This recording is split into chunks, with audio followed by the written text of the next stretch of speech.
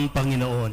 At sumainyo rin. Ang mabuting balita ng Panginoon ayon kay San Juan. Papuri sa iyo, Panginoon.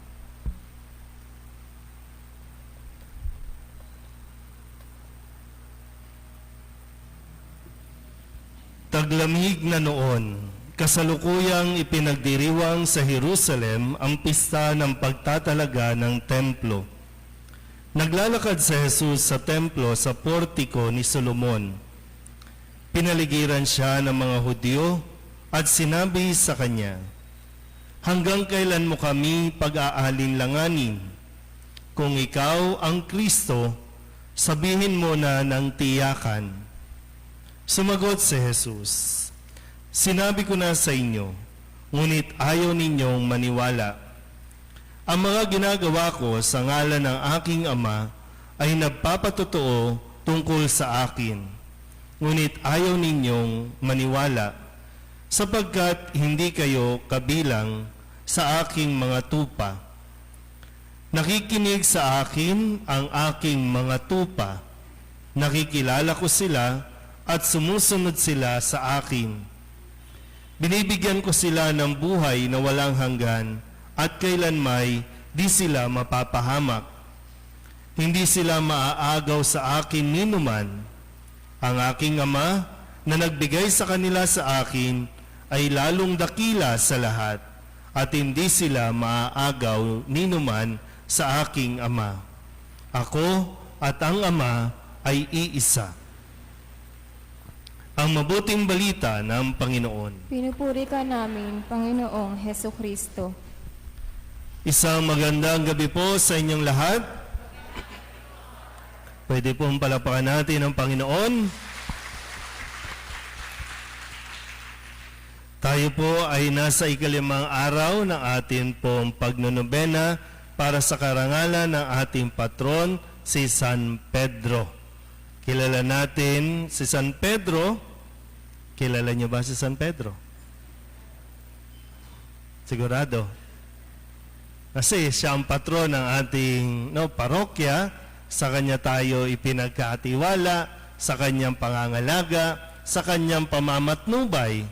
Kaya mahalaga na lahat ng nasasakupan, ideally, lahat ng dito nakatira sa parokyang ito ay nakikilala si San Pedro.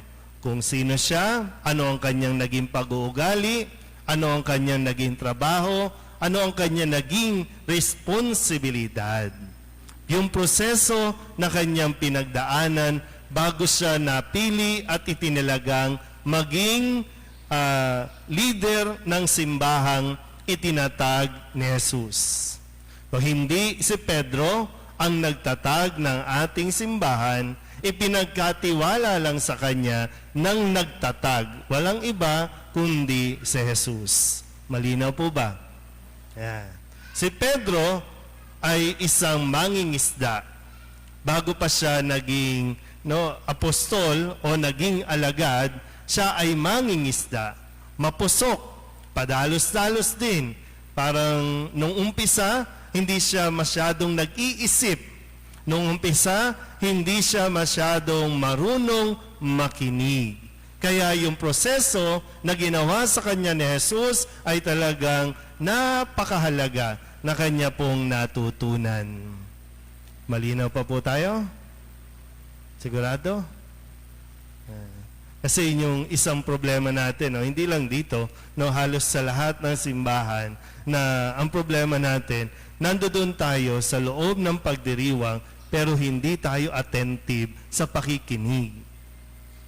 Minsan, andun lang tayo para to complete yung attendance, o kaya kasi na-request kayo na maging sponsor, na-request kayo na mag-alay, o yung tinatawag nga natin na obligasyon lang natin, kaya tayo pumupunta o napipilitang magsimba. Kaya kapag nagdiriwang na, yung attention ay talagang, hindi ko alam kung anong ginagawa ni Father Paul para lamang maibato sa inyo at makuha sa inyo o makuha niya ang atensyon at mapakinggan natin ang salita na nararapat nating mapakinggan. Sabihin nyo nga sa katabi ninyo, makinig ka. Marami na po ang napahamak dahil lamang hindi natin natututunan ang kahalagahan ng pakikinig. At ang pakikinig ay isa ring sabihin nating skill, 'di ba? Kapag nag-a-apply tayo, no, pag nagsusulat tayo ng resume, 'di ba, no, lalagay natin yung pag-skills, communication, listening, 'di ba? Nilalagay yan. So skill kasi 'yun eh. Minamaster din kung paano makinig. Walang taong nagkakamali, walang taong naliligaw kung siya ay marunong makinig.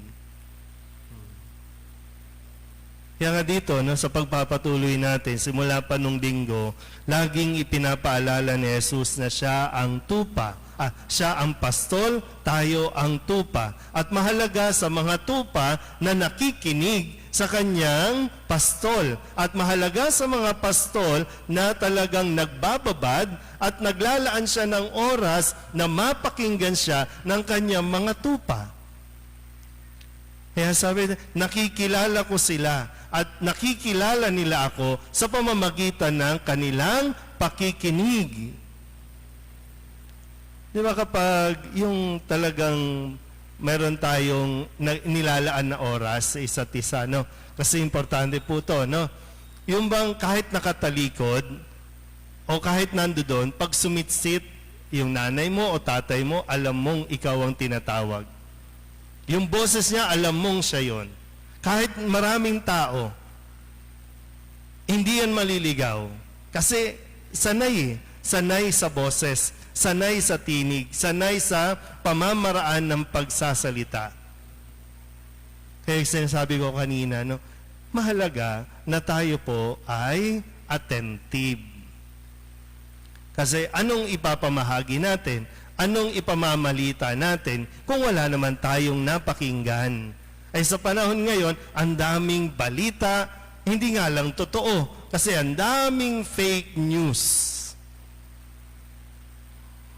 Sa atin pong unang pagbasa, ito yung mga ibinabahagi ng mga apostol.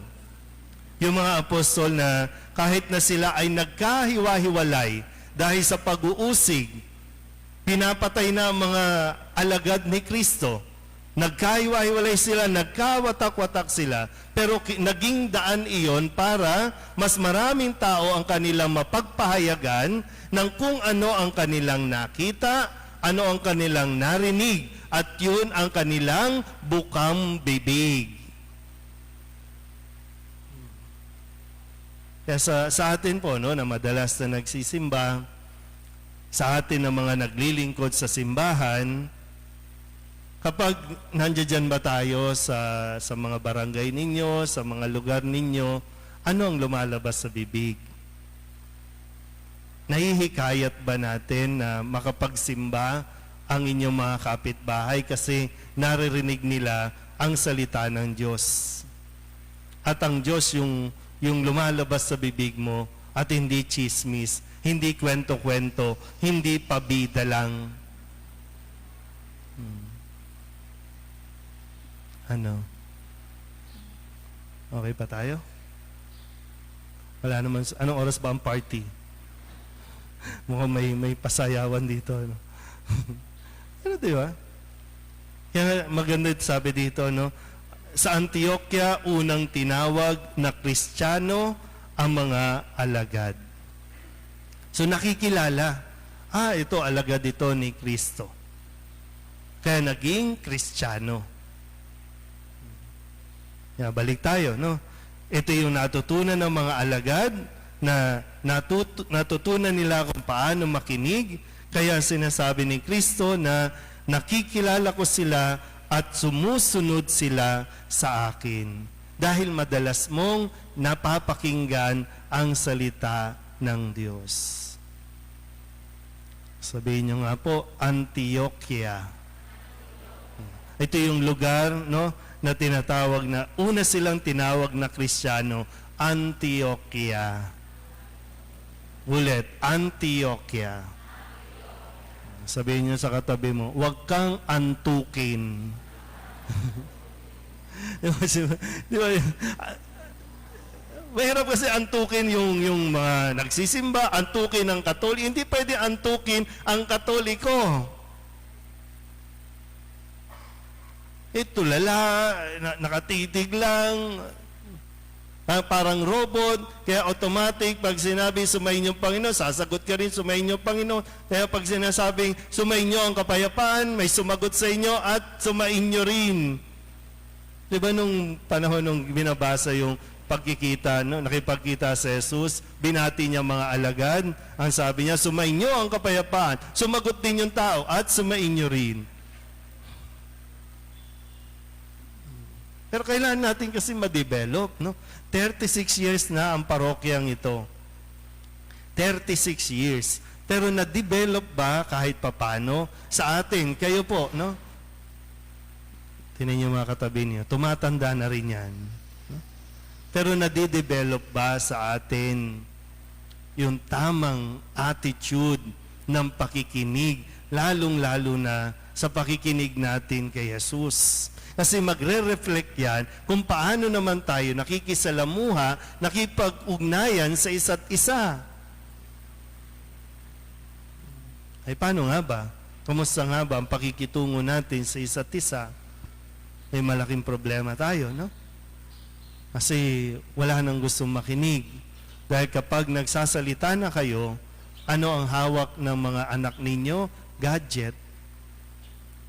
At mismong magulang din ang hawak, gadget. Paano tayo magkakaintindihan? Paano tayo masusundan? Paano mo mapapasunod kung hindi ka marunong makipag-communicate, kung hindi ka marunong makinig? Sa atin muna kasi dapat mahirap yung nagdidemand tayo na makinig kayo sa akin. Kung ikaw mismo hindi ka marunong makinig. Kaya nga si San Pedro, natutunan ni San Pedro ang makinig kay Jesus. Pabugso-bugso siya Tinagpas niya yung tenga nung dadakip kay Jesus, pero ang sabi ni Jesus, ibalik mo yan. Minalik niya. Nung sinasabi niyang, ay, mamatay man ako, hindi kita iiwan, tigilan mo ako, Pedro, ha? Pero nung sinabi, Pedro, minahamahal mo ba ako? Yes, Lord. Matuto na. So ito yung katangian natin dapat na makita ng mga tao. Maka ito yung mission natin.